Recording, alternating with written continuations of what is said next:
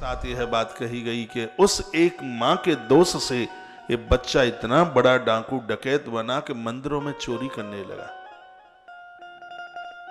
मंदिर में घुस गया, रात भर वहां पर पूजा पाठ चला, भूखा बहुत भारी था, वहां पर सोते हुए लोगों की जेबें टटोल रहा था। वह शंकर जी का मंदिर था, जेबें टटोल रहा था, तो उसमें से कुछ लोगों को पता चल गया और वो धर के चिल्लाए कि मंदिर में चोर चोर चोर। लोगों ने लाठियां उठाई, ये चोर के ऊपर बड़ी जोर से प्रहार किए और ये वही मौत को प्राप्त हो गया, इसकी मृत्यु हो गई, मौत को प्राप्त हो गई। ये कथा और ग्रंथों में भी हो सकती है, लेकिन मुझे इस ग्रंथ के हिसाब से कहना है।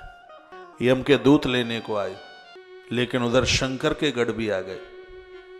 शंकर के गढ़ और यमराज के दूतों में झगड़ा हुआ। वो कहे ये पापी है, वो कहे कि मंदिर में मरा है, शंकर के पास जाना चाहिए।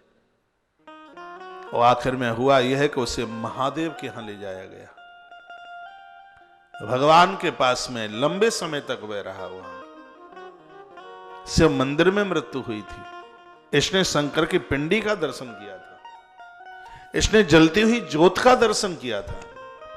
सबसे बड़ी बात थी कि इसने उन भक्तों का दर्शन किया था जो महादेव के परम भक्त थे, परम पुजारी थे।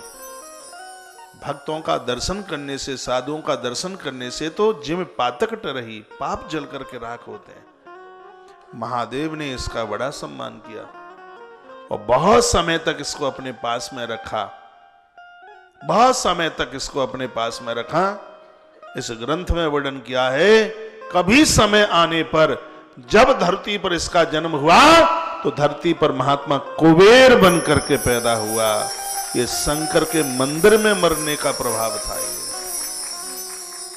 परमात्मा के मंदिर में मृत्यु हुई थी, ये उसका प्रभाव था। अलकापुरी का राजा बना, महादेव ने उसको अपना मित्र बनाया। इसलिए मंदिरों में जाने में कभी घाटा नहीं है, कभी घाटा हो ही नहीं सकता। कोटिम तक्ताम हरिम स्मरेत, करोड़ों करोड़ों काम करने से पूर्व भगवदीय कार्य कीजिए।